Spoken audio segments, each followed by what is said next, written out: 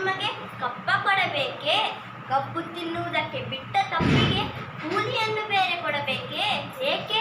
ಮೋಡ ಮಳೆ ಸುರಿಸುತ್ತದೆ, ಭೂಮಿ ಬೆಳೆ ಬೆಳೆಯುತ್ತದೆ, ನಿಮಗೇಕೆ ಕೊಡಬೇಕು ಕಪ್ಪ? ನೀವೇನು ನಮ್ಮವರೊಂದಿಗೆ ಉತ್ತೀರಾ, ಬಿತ್ತೀರಾ, ನೀರು ಹಾಯಿಸಿ ನಾಟಿ ನೆಟ್ಟಿರಾ, ಹೊರ ಹೊತ್ತೀರಾ, ದಣಿದವರಿಗೆ ಅಂಬಲಿ ಕಾಯಿಸಿ ಕೊಟ್ಟಿರಾ? ನಿಮಗೇಕೆ ಕೊಡಬೇಕು ಕಪ್ಪ? ನೀವೇನು ಅಣ್ಣ ತಮ್ಮಂದಿರೇ, ನೆಂಟರೇ, ಇಷ್ಟರೇ, ದಾಯಾದಿಗಳೇ? ನಿಮಗೇಕೆ ಕೊಡಬೇಕು ಕಪ್ಪ? ಮೈಸೂರನ್ನು ಹಾಳು ಮಾಡಲು ಮರಾಠರನ್ನು ಹಾಳು ಮಾಡಲು ಮತ್ತೊಬ್ಬನನ್ನು ಎತ್ತಿ ಕಟ್ಟುತ್ತಾ ಇಡೀ ಹಿಂದೂ ದೇಶವನ್ನೇ ನುಂಗಲು ನಿಂತಿರುವ ನರಿಯ ಜಾತಿಯವರಲ್ಲವೇ ನೀವು? ಎಚ್ಚರಿಕೆ!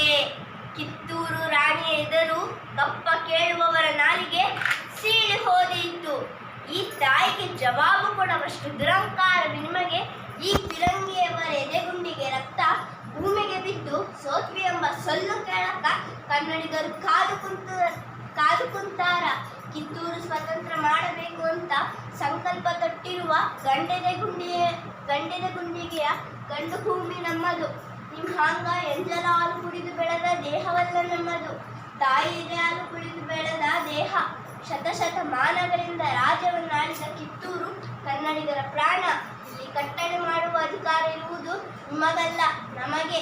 ಏತ್ಯಾಕ್ರೆ? ಕನ್ನಡಿಗರ ಮಾನ ಅಭಿಮಾನ ನಿನ್ನಂತ ಖಜ್ಜಿ ನಾಯಿಗೆ ಗೊತ್ತೈತೆ? ಅಂಜಿಕೆ ಎಂಬುದರ ನಾಡೈತಿ, ಕೆಚ್ಚದೆ ಕಲೆಗಳ ಬೀಡೈತಿ. ಇಂತಹ ನಾಡಾಗ ನೀ ನಮ್ಗ ಜೀವ ಭಯ ತೋರಿಸ್ತಿ. ನಮ್ಮ ಮೈಯಲ್ಲಿ ಹರಿಯುತ್ತಿರುವ ಒಂದೊಂದನೇ ರಕ್ತವು ನಮ್ಮ ದೇಶಕ್ಕಾಗಿ. ಪ್ರಾಣ ಬೇಕಾದರೆ ಬಿಟ್ಟೆವು, ಆದರೆ ನಾಡ ಬಿಡಲ್ಲ. ಅಪ್ಪಣೆ ಕೊಡು ತಾಯಿ.